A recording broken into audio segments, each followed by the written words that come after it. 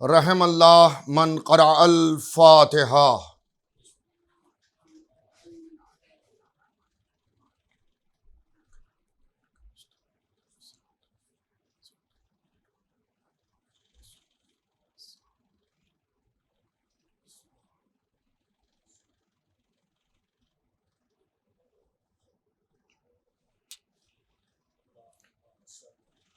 اعوذ باللہ من الشیطان اللعین الرجیم، بسم اللہ الرحمن الرحیم، الحمد للہ رب العالمین، والصلاة والسلام علی اشرف الانبیاء والمرسلین والشفیع المذنبین ابی القاسم محمد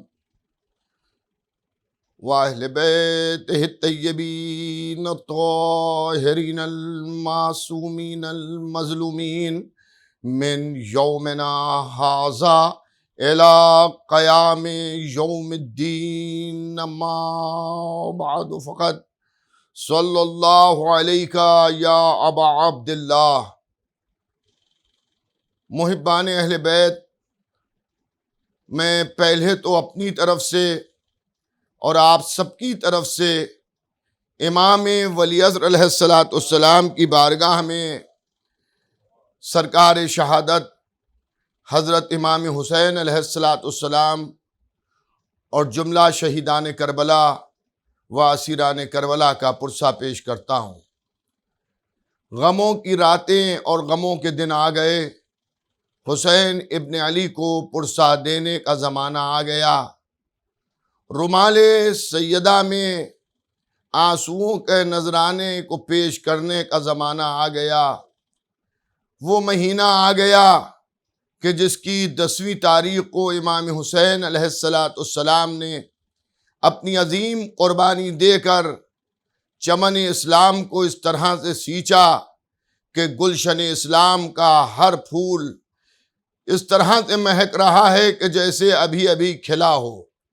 سلام ہو اس حسین پر کہ جس نے 3 دن کی بھوک اور پیاس میں حضرت آدم سے لے کر حضور ختم مرتبت محمد مصطفیٰ صلی اللہ علیہ وآلہ وسلم تک کے آنے والے نبیوں، پیغمبروں، ہادیان دین کی محنتوں کو 1-2 پہر میں بچا لیا۔ دوستوں اور عزیزوں، ایام عزائے حسینیہ یہ وہ زمانہ ہے کہ جس زمانے میں اسلام کو تازگی ملتی ہے اور احکام اسلام جو ہمارے ذہنوں سے محو ہو جاتے ہیں انہیں جلا ملتی ہے۔ خالی اتنا ہی نہیں، امام حسین علیہ السلام کی قربانی انسانیت کو بیدار کرنے کی قربانی ہے، شعور انسانیت کو جگا دینے کی قربانی ہے۔ ایام عزائے حسینیہ وہ ہے کہ جس سے ہمیں انسانیت کا درس ملتا ہے۔ یہی وجہ ہے کہ آج ساری دنیا میں جہاں محبان اہل بیت، شیعان حیدر کرار، حسین مظلوم کے ماتمدار امام حسین السلام کو خراج عقیدت پیش کر رہے ہیں، وہیں غیر شیعہ مسلمان بھی امام حسین علیہ السلام کے غم میں آگے بڑھ رہے ہیں۔ اتنا ہی نہیں بلکہ اگر آپ ملاحظہ فرمائیں تو ساری دنیا میں غیر مسلم افراد کی ایک بڑی تعداد ایسی ہے جو امام حسین علیہ السلام کے غم میں شریک ہوتی ہے اور امام حسین علیہ السلام کے عظیم قربانی اور شہادت کو یاد کرتی ہے۔ ہمارے اس مہان بھارت میں سینکڑوں نہیں بلکہ ہزاروں کی تعداد میں ایسے افراد آپ کو ملیں گے کہ جو مسلمان نہیں ہیں، لیکن جب محرم آتا ہے تو امام حسین علیہ السلام کی تعزیہ داری میں وہ شریک ہوتے ہیں۔ آپ تعجب کریں گے کہ ایسے مقامات بھی ہیں کہ جہاں غیر مسلم افراد اپنی خوشیوں کو ترک کر دیتے ہیں امام حسین علیہ السلام کی عزاداری کے لیے۔ اس کا مطلب یہ ہے کہ امام حسین علیہ السلام کی قربانی خالی اسلام کے لیے نہیں ہے بلکہ امام حسین الصلوۃ والسلام کی قربانی پوری انسانیت کے لیے ہے۔ ایک صلوات بھیجیے گا محمد و آل حضرات، میں پھر سے آپ کو یاد دلا دوں، پچھلے سال بھی کورونا کی وجہ سے آن لائن مجالس کا سلسلہ رہا، اور قسمت کی بد نصیبی یہ ہے کہ اس سال بھی آن لائن مجالس کا سلسلہ جاری ہے۔ میری پہلے تو یہ دعا ہے کہ پروردگار ساری دنیا کے حالات کو بہتر کرے اور اس وبا کو نیست و نابود کرے، اور جس طرح سے ہم آل محمد کے غم میں غمگین ہوتے تھے اور جس طرح سے ایام اذا میں مجالس کا سلسلہ جاری تھا، اسی طرح سے پھر انشاءاللہ مجالس گیدرنگ کے ساتھ منعقد ہوں اور حالات صحیح ہو جائیں۔ لیکن میں اپنے سننے والوں سے، بالخصوص جو آل محمد کے چاہنے والے میری آواز کو سن رہے ہیں، ان سے میری گزارش یہ ہے کہ آپ جب کسی مجلس کو بھی آن لائن سماعت فرمائیں تو آپ اپنے ذہن میں یہ رکھیں کہ آپ جا کر عزا خانے میں بیٹھ کر ممبر کے سامنے مجلس کو سماعت کر رہے ہیں۔ جب خطیب ذاکر عالم آپ سے صلوات کی گزارش کرے تو آپ صلوات بھیجیے، اس لیے کہ صلوات کے بھیجنے کا ثواب بھی بہت ہے، اور شان مجلس امام حسین بھی محمد و آل محمد پر درود ہے۔ آپ موبائل کے ذریعے یا ٹی وی کے ذریعے مجلس جب سنیں تو پہلی تو گزارش میں یہ کروں گا کہ آپ سب ذہنی طور پر ایام اذا کے لیے متوجہ ہیں۔ آپ اپنے گھر میں ایک فرش اذا کا جہاں پر بھی ہے، جتنی بھی گنجائش ہے آپ کے گھر میں، اس اعتبار سے آپ ایک جگہ ایسی بنائیں جہاں کے اوپر آپ مجلس سن رہے ہیں کہ جہاں آپ زمین پر بیٹھ کر، اگر آپ زمین پر بیٹھ سکتے ہیں تو زمین پر بیٹھ کر بالکل اسی طرح سے جس طرح سے فرش اذا پر امام بارگاہوں میں آپ بیٹھ کر مجلس کو سنتے ہیں۔ جہاں تک صلوات کے بھیجنے کا تعلق ہے، اگر آپ کسی فلیٹ میں رہ رہے ہیں، کسی بلڈنگ میں رہ رہے ہیں اور آپ بآواز بلند درود نہیں بھیج سکتے ہیں، پڑوسی کو اعتراض ہو سکتا ہے یا مثلاً کوئی اور وجہ ہو سکتی ہے، تو ایسی صورت میں آپ صلوات ایسی آواز میں کم از کم بھیجیں کہ آپ کا دل مطمئن ہو کہ آپ نے محمد و آل محمد پر درود بھیجا۔ اور اگر آپ ایسے ماحول میں ہیں کہ جہاں بآواز بلند درود بھیجنے سے کوئی مشکل اور دشواری نہیں ہے تو وہاں پر آپ بآواز بلند درود بھیجیں، اور بڑی توجہ کے ساتھ کسی بھی عالم ذاکر خطیب کی مجلس جب آئے اور آپ سنیں تو اسے اسی احترام سے سنیے کہ جس طرح سے آپ عزا خانے میں بیٹھ کر مجلس سنتے ہیں۔ اور جب مصیبت امام حسین علیہ السلام کا، کربلا والوں کے مصائب بیان ہوں تو ظاہر ہے کہ محبت کا تقاضا تو یہ ہے کہ ہماری آنکھوں سے آنسو جاری ہوں اور ہم امام حسین پر بآواز بلند گریہ کریں۔ لیکن اگر کسی وجہ سے ہم بآواز بلند گریہ نہیں کر پا رہے ہیں تو کم از کم ہم رونے والے کی صورت بنائیں، کیونکہ صادق آل محمد امام جعفر صادق علیہ السلام نے ارشاد فرمایا ہے کہ روئے یا رلائے یا رونے والے کی صورت بنائے، میرے جد مظلوم حسین ابن علی کے غم کو سن کر روئے یا رلائے یا رونے والے کی صورت بنائے تو اللہ اس کے اوپر جنت کو واجب قرار دیتا ہے۔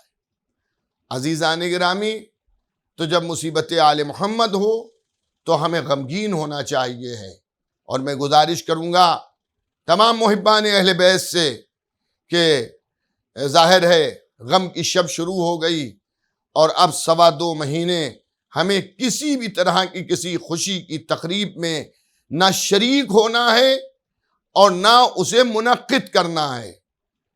اس کے علاوہ ہم نہ کوئی ایسا لباس پہنیں گے کہ جو خوشی کے موقعوں پر پہنا جاتا ہو، بلکہ ہم سیاہ پوش رہیں گے تاکہ ہم رسول خدا صلی اللہ علیہ وسلم امیر کائنات مولا علی علیہ السلام اور صدیقہ طاہرہ حضرت فاطمہ زہرا سلام اللہ علیہا اور امام حسن مجتبی علیہ السلام اور حسین شہید کربلا اور آپ کی نسل سے جو 9 معصوم امام ہیں ان کی بارگاہ میں سرخرو ہو سکے۔ میں ایک بات جو بہت زیادہ اہم ہے میں آپ کی خدمت میں عرض کرنا چاہتا ہوں۔ میں کئی سال سے ایک چیز یہ دیکھ رہا ہوں کہ لوگ روز جمعہ مبارکباد کے میسیجز ایام اضحیٰ میں بھی بھیج دیتے ہیں، یعنی محرم، سفر، ربیع الاول کے 8 دن جو غم کے ہیں اس میں بھی لوگ جمعہ مبارک کے میسیج جو ہیں وہ سینڈ کر دیتے ہیں۔ میں آپ سب سے گزارش کروں گا کہ ایام اضحیٰ میں کسی بھی قسم کی مبارکباد دینا صحیح نہیں ہے، اور ہمارے بزرگوں نے اس کا لحاظ رکھا کہ اگر کوئی خوشی کی بات سامنے آتی بھی ہے، مثلا کسی یہاں برسوں کے بعد اولاد پیدا ہوئی تو یہ خوشی کا موقع ہے، لیکن ایام اضحیٰ میں کوئی کسی کو مبارکباد نہیں دیتا ہے، بلکہ 7 صفر جو امام موسیٰ ابن جعفر علیہ السلام کی ولادت کی تاریخ ہے، لیکن اس دن بھی اس کی مبارکباد کسی کو نہیں دی جاتی ہے۔ جب ہم امام کی ولادت کی مبارکباد ایام اضحیٰ حسینیہ میں کسی کو نہیں دیتے ہیں تو پھر جمعہ مبارک کا میسج سینڈ کرنا یہ صحیح نہیں ہے۔ میں آپ سے گزارش کروں گا، کیونکہ آج کی یہ مجلس جو ہے مقدماتی مجلس ہے، یہ مجلس جو ہے وہ عزاداروں کو عزاداری کی طرف متوجہ کرنے کی مجلس ہے، اور آج کی مجالس میں عمومی طور پر ہمارے بزرگوں کا یہ شیوہ رہا کہ جو ہمارے نوجوان بھائی ہیں، جو ہمارے چھوٹے بچے ہیں، ان کو آداب عزائے حسین علیہ السلام کے متعلق آگاہ کیا جاتا ہے، بتایا جاتا ہے کہ تم ان دنوں میں کس طرح سے نواز رسول کا پرسہ پیش کرو۔ دوستوں اور عزیزوں، غم انسان کی فطرت میں ہے، اس کو پڑھانے کی ضرورت نہیں ہے، اس کو لکھ کے دکھانے کی ضرورت نہیں ہے، بلکہ اگر انسان صرف فلسفہ محبت کو سمجھ لے تو پھر اس کی سمجھ میں عزاداری پوری طرح سے آ سکتی ہے۔ میں ایک بات عرض کیا کرتا ہوں کہ اگر ہم سے کوئی یہ سوال کرے کہ جب محرم کا چاند نمودار ہو جاتا ہے تو آپ غمگین کیوں ہو جاتے ہیں، آپ سیاہ لباس کیوں پہن لیتے ہیں، آپ سینہ زنی کیوں کرنے لگتے ہیں، آپ ایک دوسرے کو تعزیت کیوں پیش کرنے لگتے ہیں، تو جواب تو بہت ہیں، لیکن میں اس موقع پر ایک ہی جواب دوں گا کہ ہمیں محمد رسول اللہ صلی اللہ علیہ وآلہ وسلم سے محبت ہے، نبی سے محبت ہے، تو اس کی وجہ سے ہمیں ان کی آل سے بھی، ان کی اولاد سے بھی محبت ہے۔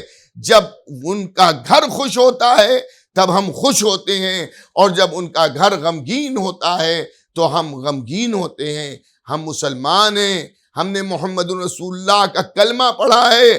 نواز رسول اس مہینے میں شہید کیا گیا ہے، نواز رسول کو قتل کیا گیا ہے، اس لیے ہم نواز رسول کا ماتم کرتے ہیں اور نواز رسول کا غم مناتے ہیں۔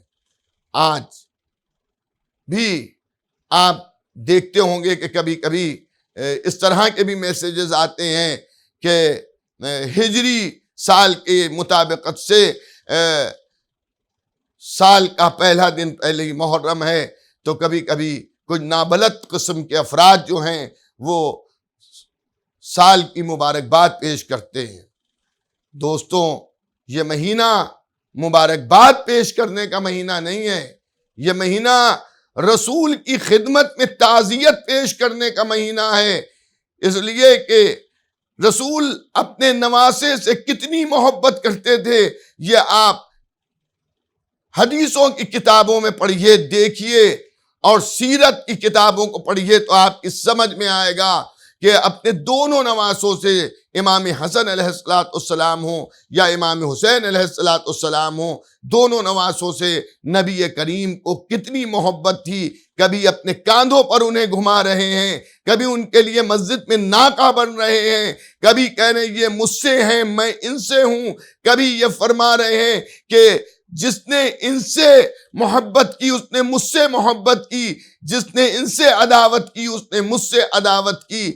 امام حسن امام حسین علیہ السلام جو رسول کے نواسے ہیں، ان سے رسول کو کتنی محبت ہے، یہ تو عالم اسلام کسی بھی فرقے سے تعلق رکھتا ہو وہ اسے ملاحظہ فرما سکتا ہے حدیثوں کی کتابوں میں۔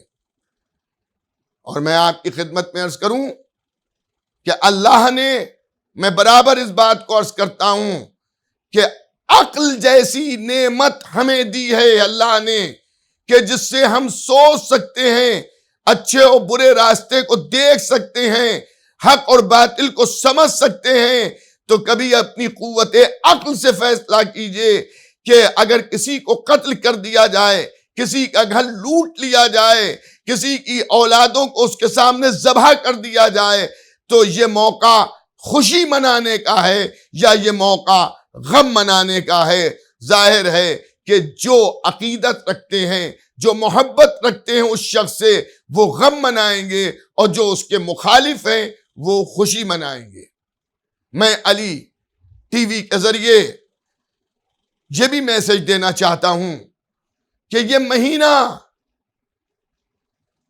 کنڈولنس کا مہینہ ہے، یہ مہینہ غم و اندو کا مہینہ ہے، یہ مہینہ تعزیت اور پرسے کا مہینہ ہے، یہ مہینہ یعنی ماہ محرم جو ہے وہ غم کا مہینہ ہے، یہ کسی کو مبارکباد دینے کا مہینہ نہیں ہے۔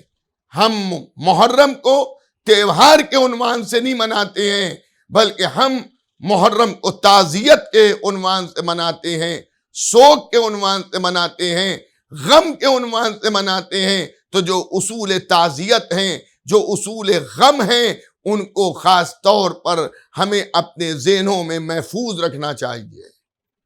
امام حسین علیہ السلام کی عزاداری پہ بہت سے اعتراضات بھی کیے جاتے ہیں، اور یہ بھی سوال کیا جاتا ہے کہ صاحب یہ قرآن میں کہاں ہے؟ بہت توجہ سے سماعت فرمائیے گا، یہ قرآن میں کہاں لکھا ہے کہ محرم میں غم مناؤ؟ یہ ہم سے سوال کیا جاتا ہے، یہ عزاداروں سے سوال کیا جاتا ہے، یہ محرم میں غم کے عنوان سے سیاہ لباس پہننے والوں سے سوال کیا جاتا ہے کہ کہاں لکھا ہے محرم میں غم مناؤ؟ قرآن میں دکھائیے۔ عزاداری کہاں لکھی ہے؟ سبیلیں کہاں لکھی ہیں؟ تو میں اس موقع پر ایک بات کہتا ہوں کہ یہ آپ ہم سے نہ پوچھئے، یہ تو آپ خود قرآن سے پوچھئے، جو خود یہ کہہ رہا ہے کہ ہر خشک و تر ہمارے اندر ہے۔ قرآن سے سوال کیجئے کہ تیرا دعویٰ یہ ہے کہ سب کچھ ہمارے اندر ہے، یہ محرم کے سیاہ لباس، سبیلیں، عزاداری کہاں ہے؟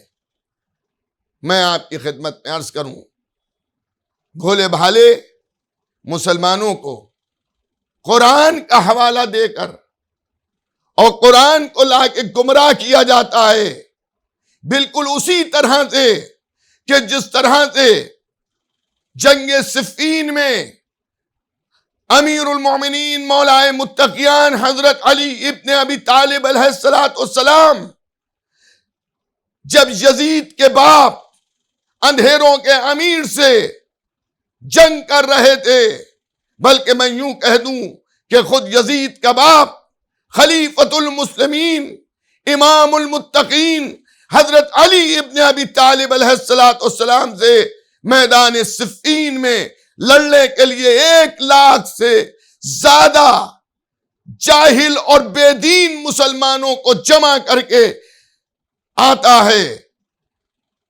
لاکھوں سلام ہوں امیر المومنین حضرت علی ابن ابی طالب علیہ السلام پر اور اس دور کے سچے مسلمانوں پر کہ جو حق کا ساتھ دینے کے لیے امیر المومنین حضرت علی ابن ابی طالب علیہ السلام کے ہمراہ نصرت اسلام کے لیے آئے تھے۔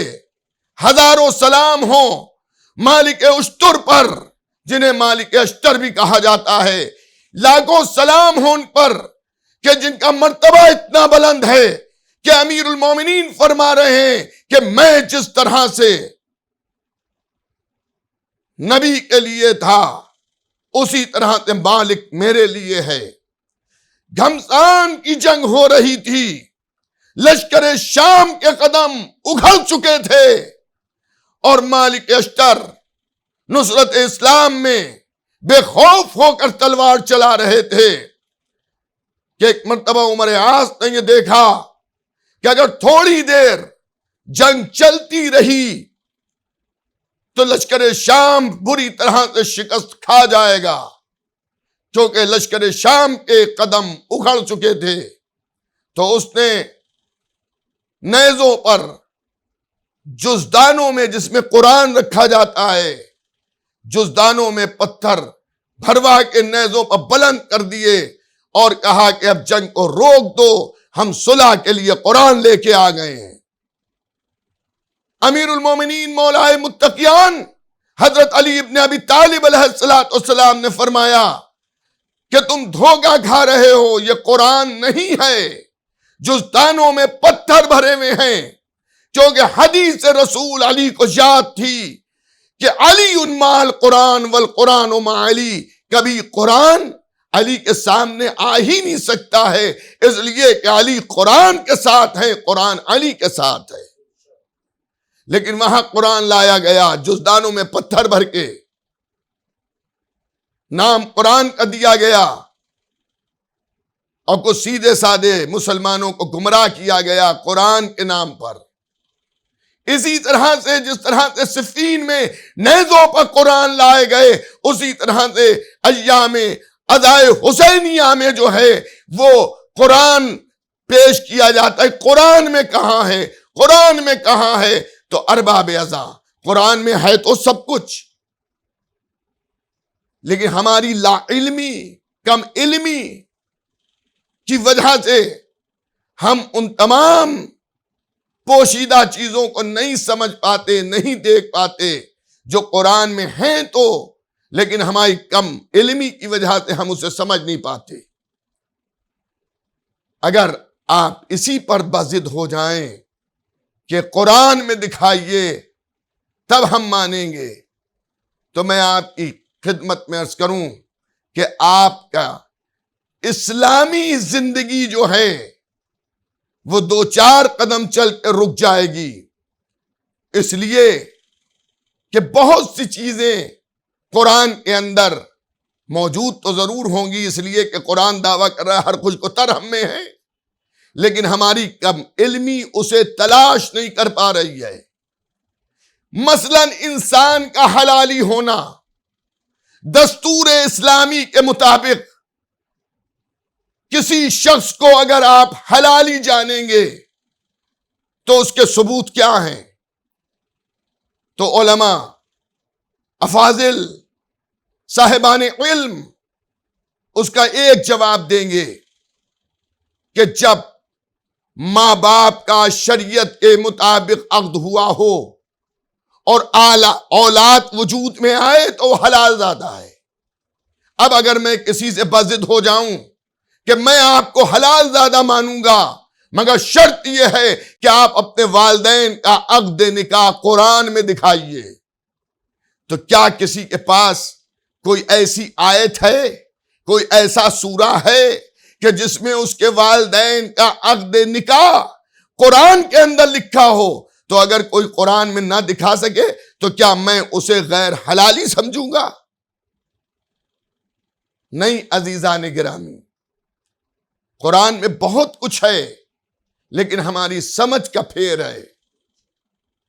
ہمارے والدین کا صیغہ نکاح، فقہ اسلامیہ میں جتنے بھی مسئلے ہیں، میں یہ نہیں کہتا کون صحیح ہے کون غلط ہے، یہ تو روز محشر فیصلہ ہوگا کہ حق کس کے ساتھ ہے، مگر حدیث پیغمبر یاد رکھیے گا، نبی نے ارشاد فرمایا علی حق کے ساتھ ہے، حق علی کے ساتھ ہے، اور پروردگار حق کو ادھر ادھر موڑنا جدھر جدھر علی مڑے، یعنی جدھر علی ہوں گے ادھر ہی حق ہوگا۔ جہاں ولایت محمد و آل محمد ہوگی وہی حق کا راستہ ہے، وہی صداقت کا راستہ ہے، وہی سچائی کا راستہ ہے، وہی دین کا راستہ ہے۔ تو کسی بھی فقہ پر آپ عمل کرتے ہو، کسی بھی مسئلے کے آپ پابند ہو، کسی بھی طریقے سے آپ کے فقہی اعتبار سے عقد کے صیغے یا عقد کا کلمہ جاری کیا جاتا ہو، لیکن وہ طریقہ آپ کو قرآن حکیم میں ظاہر بظاہر نہیں ملے گا۔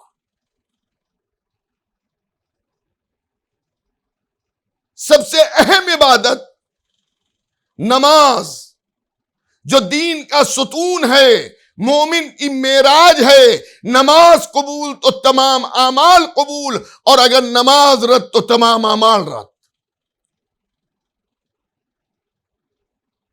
کسی بھی فقہ کی طریقہ نماز، ہاتھ کھول کے نماز پڑھنے کا طریقہ، ہاتھ باندھ کے نماز پڑھنے کا طریقہ، زیر ناف ہاتھ باندھے جائیں یا بالائے ناف ہاتھ باندھے جائیں، فقہ نے جسے بھی صحیح سمجھا ہو، آپ جسے بھی مانتے ہو، کیا کبھی آپ نے کسی عالم سے، کسی مفتی سے یہ دریافت کیا کہ جو نماز پڑھنے کی اتنی تاکید ہے، وہ طریقہ نماز آپ ہمیں قرآن میں دکھائیے؟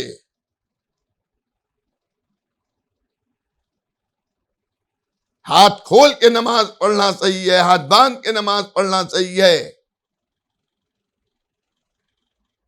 قیام کا حکم،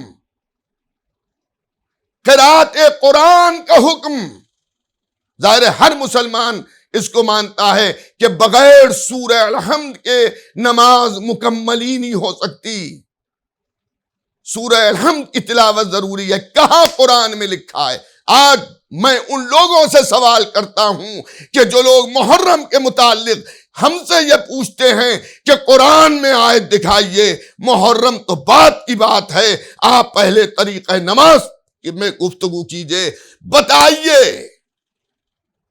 قرآن میں کہاں لکھا ہے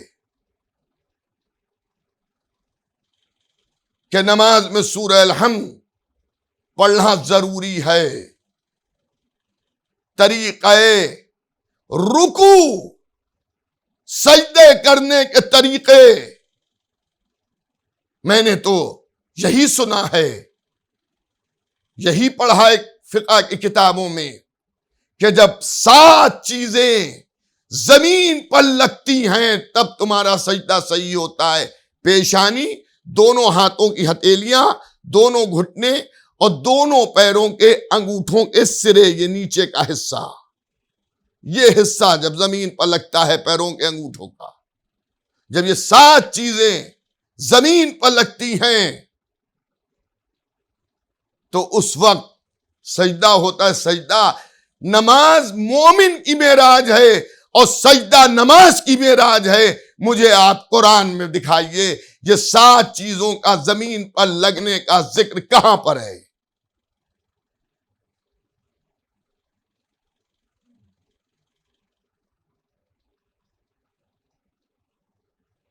ہر سال ہر مسلک کے اعتبار سے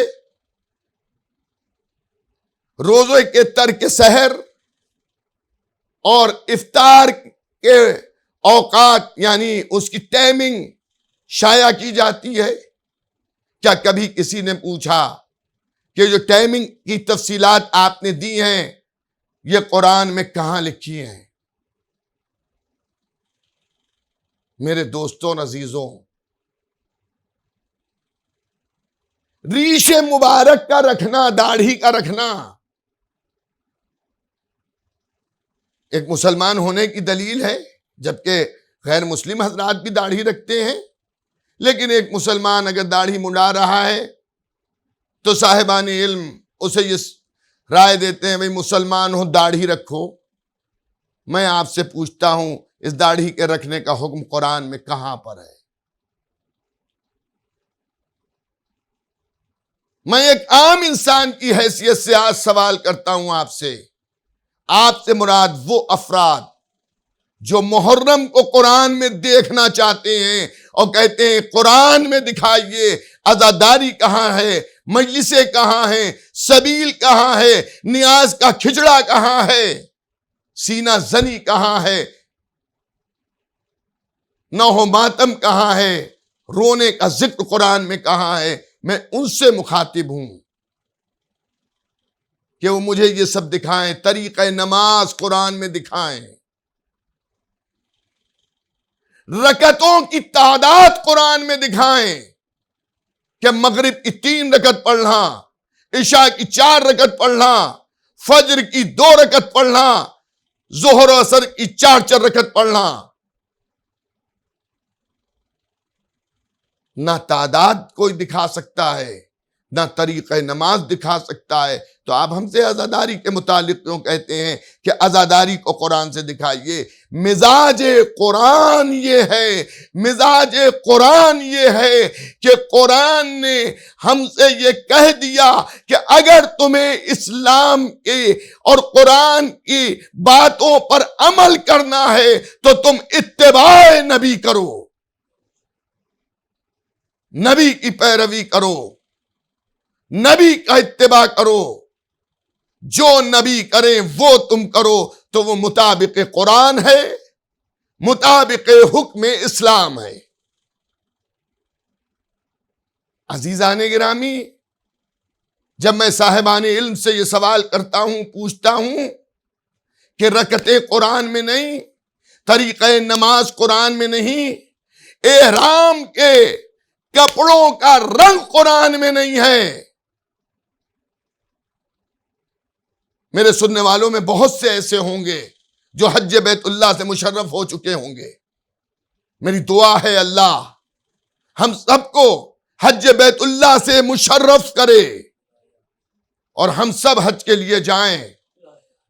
اور میں تو ایک بات کہتا ہوں، دولت کی دعا مانگنے سے بہتر یہ ہے، یہ دعا مانگ لیجئے کہ پروردگار ہمارے اوپر حج کو واجب قرار دے دے، کیونکہ حج اسی وقت واجب ہوگا جب اتنی دولت آ جائے کہ آپ سفر حج پہ جو خرچہ آ رہا ہے اسے بھی خرچ کر لیں اور آپ کی زندگی میں بھی کوئی دشواری نہ ہو، آپ کی ذمہ داریاں بھی پوری ہوتی رہیں۔ آپ جب حج پہ گئے ہوں گے، آپ کو کوئی بھی کلر پسند ہو، لیکن جب وہاں گئے ہوں گے تو آپ نے جب احرام باندھا ہوگا تو ایک سفید کپڑا بدن کے نچلے حصے پر اور ایک سفید کپڑا بدن کے اوپری حصے پر آپ نے ڈالا ہوگا۔ لاکھوں مسلمان حج کے لیے ہر سال جاتا ہے، کیا کسی اور کلر کا آپ نے احرام دیکھا؟ اگر آپ نے جا کے نہ دیکھا تو آپ نے تصویریں تو حاجیوں کی دیکھی ہوں گی۔ جب حاجی حج کے لیے جاتا ہے احرام باندھ کر، تصویریں کھینچتا ہے، اس کے بعد اسے اپنے عزیزوں، دوستوں اور چاہنے والوں کو سینڈ کرتا ہے، اس پہ لوگ مبارکباد دیتے ہیں۔ میرے دوستوں اور میرے عزیزوں، تو یہ سفید کلر احرام کا قرآن میں کہاں لکھا ہے؟ تم احرام کا کلر دکھا دو، ہم عزا کا یہ سیاہ کلر دکھا دیں گے۔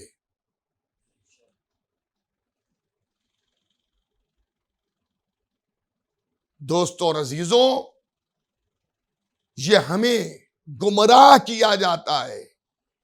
گمراہ کیوں کیا جاتا ہے؟ جب محرم آتا ہے، جب آپ عزاداری کرتے ہیں، جب امام حسین کا غم مناتے ہیں، تو بچے پوچھتے ہیں کہ کیوں غم منایا جا رہا ہے، امام حسین کی یاد کیوں منائی جا رہی ہے؟ تو انہیں بتایا جاتا ہے کہ قتل کیے گئے، نواسۂ رسول کو قتل کر دیا گیا کربلا میں، بھوکا پیاسا مار ڈالا گیا۔ تو وہ یہ بھی پوچھتے ہیں کہ مارنے والا کون تھا؟ اب جس نے امام حسین کو لشکر بھیج کر قتل کرایا تھا، اس کا نام بتانا پڑتا ہے کہ وہ یزید تھا، یزید۔ تو اس کے بارے میں لوگ پوچھتے ہیں کہ اس کا مذہب کیا تھا، اس کا دھرم کیا تھا؟ تو انہیں بتایا جاتا ہے وہ اپنے کو خلیفۃ المسلمین کہتا تھا، کہاں کا رہنے والا تھا، کس کا بیٹا تھا، کس خاندان سے تعلق رکھتا تھا۔ تو یہ بتایا جاتا ہے، اس کے باپ کا نام بتایا جاتا ہے، اس کے دادا کا نام بتایا جاتا ہے۔ تو معاملہ یہ ہے کہ جب یزید پکڑا جاتا ہے تو پورا خاندان سامنے آتا ہے، وہ تمام افراد آتے ہیں کہ جن کی وجہ سے کربلا کا واقعہ ہوا اور امام حسین علیہ السلام کو بے جرم و خطا قتل کیا گیا، تو بڑے بڑے نام سامنے آتے ہیں۔ اس کی مثال بالکل اسی طرح سے ہے کہ کسی شوٹر کو گرفتار کیا گیا، لیکن جو لوگ معزز سمجھے جاتے تھے گھبرا وہ رہے ہیں۔ آپ کیوں گھبرا رہے ہیں؟ پکڑا گیا ہے قاتل کا، تمہیں کیا معلوم؟ اسے آمادہ قتل ہم نے کیا تھا، کہیں وہ قبول نہ دے کہ ہمیں گولی چلانے کی رائے، ہمیں قتل کرنے کا حکم کہاں سے ملا تھا؟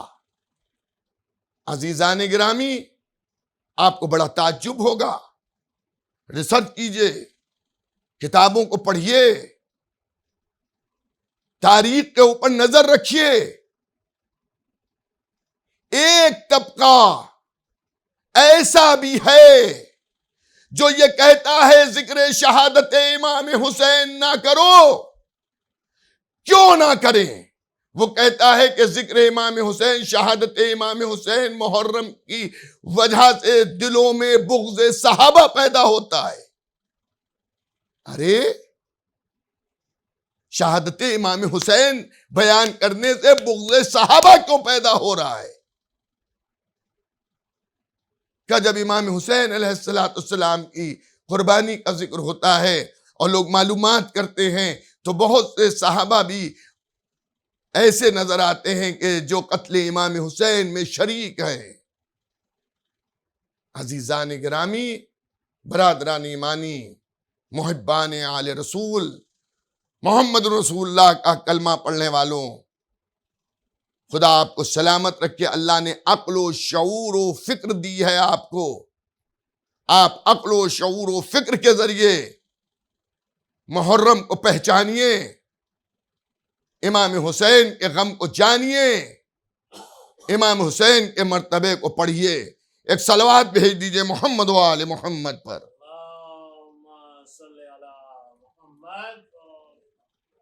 عزیزان گرامی، برادران ایمانی، محبان اہل بیت پیغمبر، محرم میں بہت سی چیزیں چھپی ہوئی ہیں۔ محرم ہمیں اسلام کا تعارف کراتا ہے۔ آج محرم کا چاند فلک پر نمودار ہوا، لاکھوں منبر، بلکہ لاکھوں، میں نے کم عرض کیا کروڑوں خطیب پوری دنیا میں مختلف جو زبانیں دنیا میں رائج ہیں، تقریباً ہر زبان میں خطیب، عالم، ذاکر، واعظ، شاعر، ادیب اگر مسلمان ہے تو امام حسین صلاۃ السلام کا ذکر شہادت کر رہا ہے۔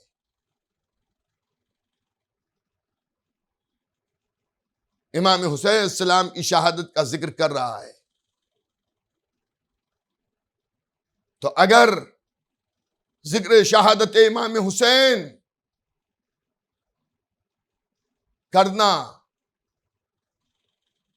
خلاف شریعت ہوتا، خلاف سیرت پیغمبر ہوتا، خلاف قرآن ہوتا، تو ساری دنیا میں امام حسین السلام کا پھر ذکر نہ ہوتا۔ جہاں جہاں انسان ہے وہاں وہاں نام حسین ہے۔ یہ ضروری نہیں ہے، یہ مت کہیے کہ جہاں جہاں اسلام ہے وہاں وہاں ذکر حسین ہے۔ حسین کا مرتبہ اور بلند ہے۔ جہاں جہاں اسلام کی بات نہیں ہے، جہاں جہاں انسانیت ہے، جہاں جہاں انسان ہے، وہاں وہاں ذکر امام حسین ہے۔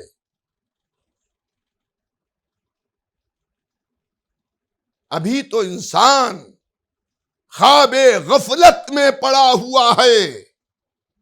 جب انسان بیدار ہوگا اور اس کا شعور جاگے گا تو اس کی سمجھ میں یہ آئے گا کہ حسین ہمارے ہی ہیں۔ میرے دوستوں،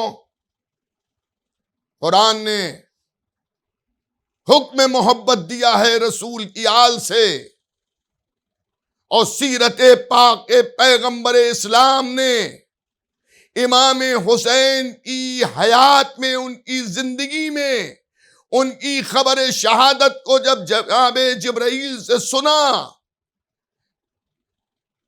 یہ خالی شیعہ مکتب فکر نہیں ہے کہ میں اصول کافی میں کہہ دوں لکھا ہے، منڈا یاز الفقی میں لکھا ہے، تہذیب میں لکھا ہے، استفسار میں لکھا ہے، نہیں، بلکہ مسلمانوں کی جو اور مشہور مقدس کتابیں ہیں، جنہیں قرآن کے بعد مرتبہ دیا گیا ہے کہ قرآن کے بعد یہ معتبر کتابیں ہیں، اس میں ذکر شہادت امام حسین ہے، اس میں سیرت پیغمبر اسلام اس طرح سے ہے کہ جب جناب جبرائیل نے خبر شہادت امام حسین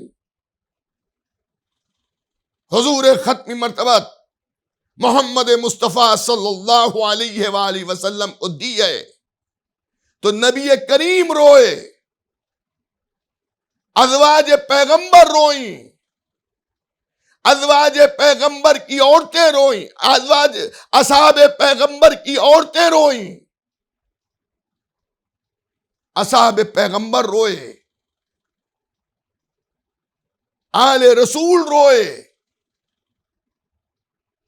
نبی کریم روئے، جبکہ ابھی امام حسین شہید نہیں ہوئے ہیں، ابھی کمسنی ہے، ابھی بچپنا ہے، خالی جبرائیل نے آ کر اللہ کے حکم سے نبی کریم کو کربلا کی داستان سنائی، کربلا کا واقعہ سنایا کہ میرے حبیب، یہ نواسہ کربلا میں 3 دن کا بھوکا اور پیاسا ذبح کر دیا جائے گا۔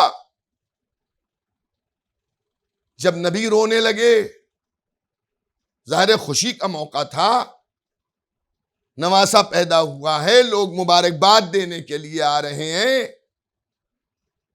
ایسے ماحول میں جب نبی کریم روئے تو سبھی نے پوچھا، خود بیٹی نے پوچھا، بابا کیا میرے بیٹے میں کوئی کمی ہے جو آپ ان کو دیکھ کر رو رہے ہیں؟ ازواج پیغمبر نے پوچھا،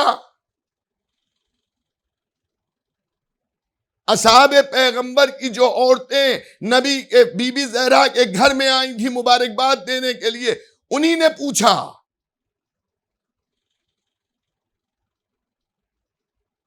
نبی کریم نے جو جبرائیل پیغام لائے تھے اسے سنا دیا، تو سب رو رہے ہیں۔ جب یہ رونے کی آواز گھر سے باہر نکلی، اصحاب پیغمبر گھر کے باہر کھڑے ہیں، انہی نے دریافت کیا کہ کیا ہو گیا، خوشی کا موقع، لوگ آ رہے ہیں مبارکباد دینے کے لیے کہ اللہ نے آپ کو چھوٹا نواسہ عطا فرمایا، حسین ابن علی کی ولادت پر مبارکباد لوگ دے رہے ہیں، یہ ایک دم سے رونا کیوں ہو رہا ہے؟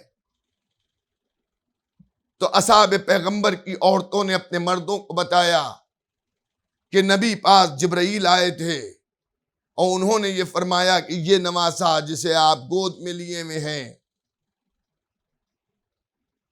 یہ کربلا میں 3 دن کا بھوکا پیاسا ذبح کر دیا جائے گا۔ اے میرے بھائیوں، اے محمد رسول اللہ کا کلمہ پڑھنے والوں، اب انصاف آپ خود کیجئے کہ جب حسین ابن علی کی زندگی میں نبی حسین پر روئے، مولا علی امام حسین پر روئے، بی بی زہرا امام حسین پر روئیں، امام حسن مجتبی روئے، امہات مومنین روئیں، اصحاب پیغمبر روئے، اصحاب پیغمبر کی عورتیں روئیں، خود نبی کریم روئے، تو یہ عمل خلاف قرآن کہاں سے ہے؟ خلاف سیرت پیغمبر کہاں سے ہے؟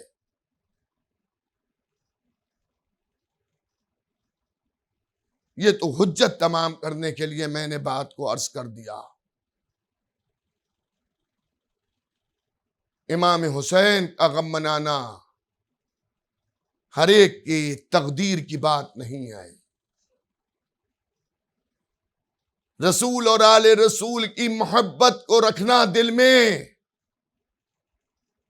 یہ ہر ظرف کی صلاحیت نہیں ہوتی کہ اللہ ہر ایک کے دل میں آل محمد کی محبت کو رکھ دے۔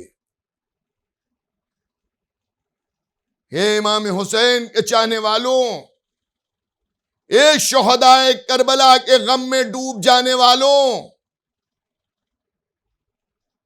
خدا تمہیں سلامت رکھے۔ اللہ کا شکر ادا کرنا، شکر کا سجدہ کرنا کہ پروردگار عالم نے تمہیں امام حسین کی عزاداری کے لیے منتخب کیا۔ یہ ایک نعمت ہے جو اللہ کی طرف سے ہمیں اور آپ کو ملی ہے۔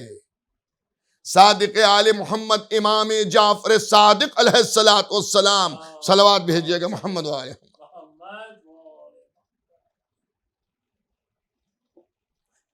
تمام سننے والوں سے گزارش ہے محمد وآلہ محمد پر ایک اور درود بھیجیے گا۔ عزیزان گرامی، برادران ایمانی، محبان اہل بیت پیغمبر، عزاداران امام مظلوم کربلا، چھٹے امام فرما رہے ہیں کہ شکران نعمت جب انسان کرتا ہے تو اللہ نعمت میں اضافہ کرتا ہے، اور جب کفران نعمت انسان کرتا ہے تو اللہ نعمتوں کو سلب کر لیتا ہے۔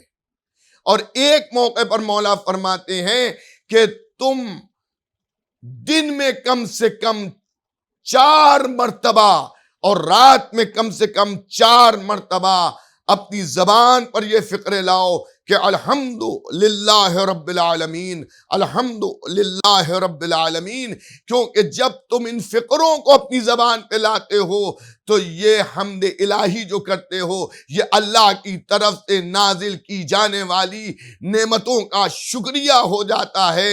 اے عزاداروں، اے امام حسین کے ماتمداروں، اے امام حسین کی مجلس میں شریک ہونے والوں، اے عزاداری کرنے والوں، اے امام حسین پر رونے والوں، اے امام حسین کا تعزیہ رکھنے والوں، اے کربلا والوں کا علم اٹھانے والوں، اے سیاہ پوش افراد، جب آپ چاند محرم کا دیکھتے ہیں آپ غم اور اندوں میں ڈوب جاتے ہیں۔ جب امام حسین کا غم کا احساس کرنا تو اللہ کا شکر کرنا، اس کی حمد کرنا کہ اللہ نے تمہیں اس لائق سمجھا کہ تم امام حسین کی عزاداری میں شریک ہو۔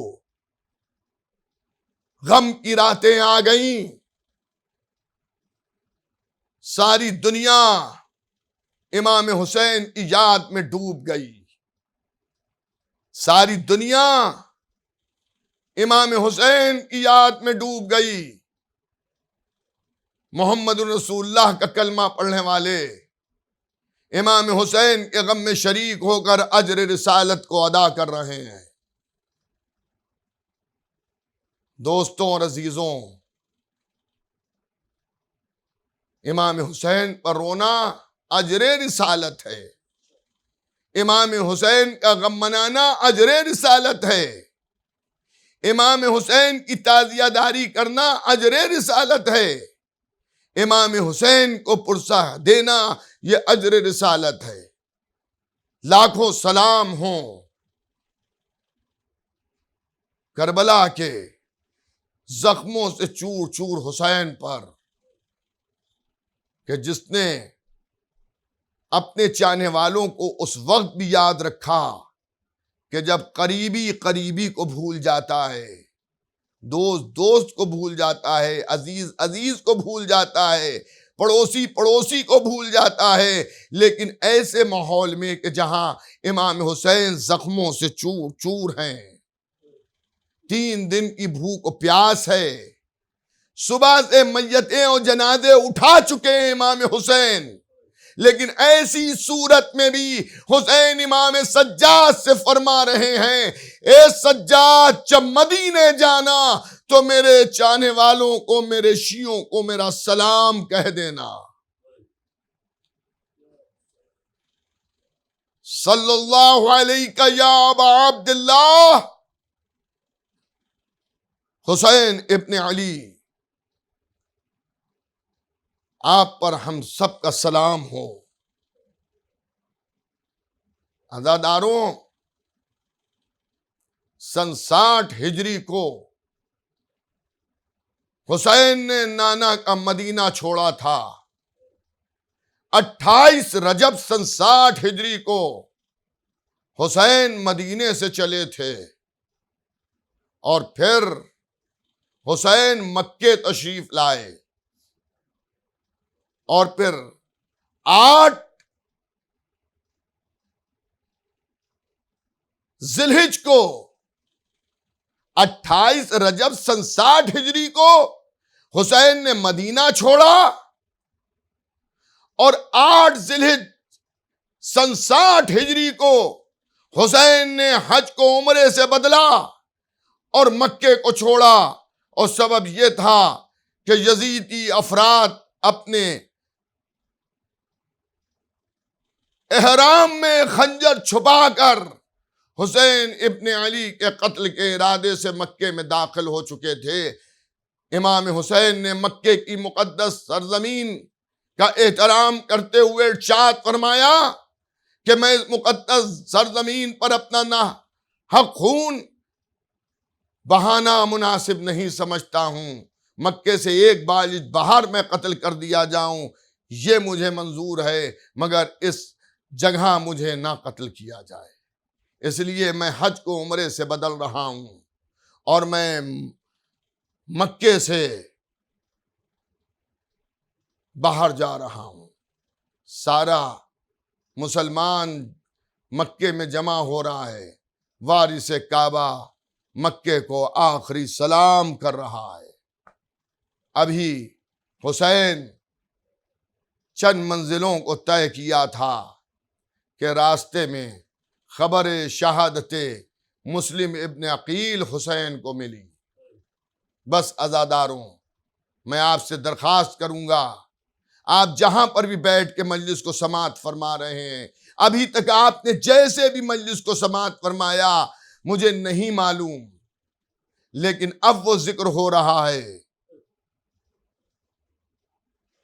کہ جس کا سلیقہ ہمیں ائمہ معصومین نے سکھایا، میں مخاطب ہوں، مجھے نہیں معلوم کہ علی ٹی وی کی اس مجلس کو کس مذہب و ملت کے افراد کتنی تعداد میں دیکھ رہے ہیں۔ میں اس موقع پر فقط انہیں جو فقہ جعفریہ پر عمل کرتے ہیں میں ان سے مخاطب ہوں۔ ادائے امام حسین کا جو سلیقہ ہمیں معصومین نے دیا ہے کہ جب امام حسین کے مصائب ہوں تو سر کو جھکا لینا، رونے والے کی صورت بنا لینا، پھر کوئی دنیا کا کام نہ کرنا بلکہ امام حسین علیہ السلام پر پرسا دینا۔ عزاداروں، امام حسین نے کوفے اپنے چچیرے بھائی جو بہنوئی بھی تھے، حضرت عباس علمبردار کی سگی بہن کے شوہر تھے مسلم ابن عقیل، متقی پرہیزگار ایسے کہ حسین نے انہیں اپنا سفیر بنا کر کوفے بھیجا اور کوفیوں نے ان کے ہاتھ پر بیعت کی، لیکن جب عبید اللہ ابن زیاد کوفے میں داخل ہوا ہے تو ارباب اذاں ہوا کیا؟ اب دامن وقت میں زیادہ گنجائش نہیں ہے، میں کل آپ کی خدمت میں عرض کر دوں گا کہ جب مسلم ابن عقیل کوفے پہنچے ہیں، کس کے گھر میں قیام کیا، کس نے حمایت کی اور کس نے ساتھ چھوڑ دیا؟ مسلم ابن عقیل جب کوفے میں قتل کر دیے گئے، بس 2-4 منٹ میں مجلس تمام ہو رہی ہے، جب مسلم ابن عقیل کوفے میں قتل کر دیے گئے، امام حسین کو علم امامت سے تو اس کی خبر مل ہی چکی تھی کہ مسلم قتل کر دیے گئے۔ ارباب اذاں حضرت مسلم کی قتل کی خبر امام کو تو ہو چکی تھی، لیکن اب اسے ظاہر کیسے کیا جائے؟ تو مولا حسین نے حضرت عباس کو بلایا، شہزادے علی اکبر کو بلایا، اور بلانے کے بعد ارشاد فرمایا کہ آج مجھے اپنا بھائی مسلم بہت زیادہ یاد آ رہا ہے، آج مجھے اپنا بھائی مسلم بہت یاد آ رہا ہے۔ عباس،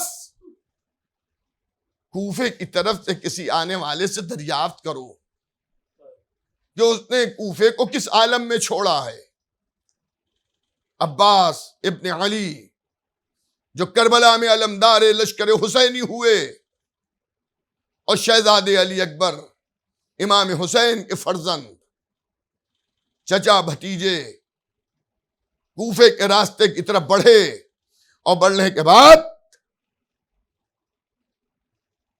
انتظار کیا کہ کوئی ملے قافلہ، کوئی آنے والا دکھے تو اس سے پوچھے کوفے کو کس عالم میں چھوڑا ہے۔ تھوڑی دیر کے بعد ایک شخص کو کوفے سے آتے دیکھا۔ اب جو آتے دیکھا تو حضرت عباس ابن علی نے اس شخص کو آواز دی، وہ گھبرا گیا اور وہ اپنی سواری کو اور تیز بھگانے لگا۔ حضرت عباس علمبردار اس کے قریب پہنچے، کہ گھبرا نہیں، کہاں سے تو آ رہا ہے صرف اتنا بتا دے۔ کہ میں کوفے سے آ رہا ہوں۔ کہ تو کوفے سے آ رہا ہے تو اتنا بھی بتا دے کوفے کو کس عالم میں چھوڑا ہے تو نے۔ اس نے کہا میں بتا ضرور دوں گا، مگر پہلے آپ بتائیے آپ ہیں کون؟ آپ اپنا تعارف کیجئے، آپ اپنے متعلق بتائیے آپ کون ہیں؟ تو حضرت عباس ابن علی نے فرمایا میں عباس ابن علی ہوں۔ اتنا سننا تھا کہ وہ گھوڑے سوار زمین پر کود گیا اور کود کے کہتا ہے ہم آپ کو مسلم کا پرسہ پیش کرتے ہیں۔ مسلم کوفے میں شہید کر ڈالے گئے۔ ہم نے کوفے کو اس عالم میں چھوڑا کہ مسلم کے لاشے میں رسی باندھی گئی، پیر میں رسی باندھی گئی، اور اسے کوفے کی گلیوں میں کھینچا جا رہا تھا۔ لیجئے حضرت عباس رونے لگے، شہزادے علی اکبر کے آنسو جاری ہو گئے، لیکن اب حسین تک کس طرح سے پیغام پہنچایا جائے؟ تاریخ کہتی ہے کہ دونوں شہزادوں نے آستینوں کو چڑھایا، گریبانوں کو کھولا، خاک کو سر پہ ڈالا۔ یہ سیرت ان دو کربلا کے شہیدوں کی یہ ہے کہ کسی شہید کی خبر شہادت پر آستینوں کو چڑھانا، گریبان کو کھولنا، بالوں کو پریشان کرنا، یہ علامت غم و اندو ہے۔ امام حسین نے دیکھا کہ عباس خیر تو ہے۔ حضرت عباس نے ارشاد فرمایا آقا قیامت ہو گئی، کوفے میں مسلم کو قتل کر دیا گیا۔ یقیناً آپ مصائب ہو رہے ہوں گے، بس عزاداروں رمال سیدہ میں آنسوؤں کا نذرانہ دے دیجئے۔ امام حسین نے فرمایا کہ عباس قافلے کو روکو، خیموں کو لگاؤ، سیدانیوں کو خیموں میں بٹھا لو۔ اور اب امام حسین علیہ السلام شہزادی زینب کبریٰ کی خدمت میں گئے اور جا کے کہا بہن زینب قیامت ہو گئی، ارے کوفے میں ہمارا بھائی مسلم قتل کر دیا گیا۔ زینب کہتی ہے بھیا اب کس طرح سے یتیموں کو سہارا دیا جائے؟ تو ایک مرتبہ امام حسین نے فرمایا اے بہن زینب ایک خیمہ خالی کراؤ اور اس خیمے میں مسلم کی یتیمہ کو بٹھا لو۔ ہاں عزاداروں ایک خیمہ خالی ہوا، اس میں یتیم مسلم کو بٹھالا گیا۔ حسین امام بھی ہیں اور رشتے کے اعتبار سے اس یتیمہ کے ماموں بھی ہیں. ایک مرتبہ اپنے زانو پر بٹھالا، سر پر ہاتھ پھیرے، گریبان کو چاک کیا، اور اس کے بعد تاریخ کہتی ہے کہ کانوں میں گوشوارے پہنائے. ارے علی کی نواسی تھی، تڑپ کے ایک مرتبہ کہتی ہے اے آقا یہ سلوک تو یتیموں کے ساتھ ہوتا ہے. ارے میرے بابا کی خیر تو ہے. حسین نے گلے سے لگا لیا، اے بیٹی صبر کرو، ارے تمہارا بابا مار ڈالا گیا مگر حسین تو ہے. میں کہوں گا اے آقا ذرا دیکھ لیجئے کہیں پر سکینہ تو نہیں کھڑی ہے، سکینہ دیکھ رہی تو نہیں ہے کہ ارے یتیمہ کے ساتھ کیسا سلوک ہوتا ہے. سر پر ہاتھ پھیرا جاتا ہے، کانوں میں گوشوارے پہنائے جاتے ہیں، گلے سے لگایا جاتا ہے. اے آقا کربلا میں جب آپ ذبح کر دیے جائیے گا، سکینہ کے گوشوارے ارے ظالم کھینچ لیں گے، رخسار پر تماچے ماریں گے، تازیانوں پہ تازیانے لگیں گے.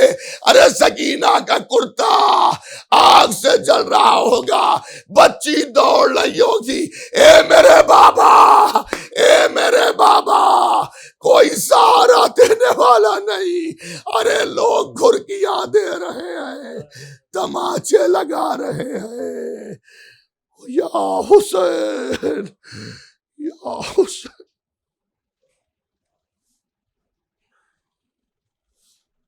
سيعلم الذين ظلموا أيام منقلب ينقلبون إنا لله وإنا إليه راجعون. پروردگارہ ہم سب کی اس اذان کو قبول فرما، ہم سب کو زیادہ سے زیادہ توفیق عزائے امام حسین عطا فرما. پروردگارہ کورونا کی وبا دنیا سے ختم ہو جائے، محبان امام حسین کی حفاظت فرما، ہم سب کے زمانے کے امام کے ظہور میں تعجیل فرما.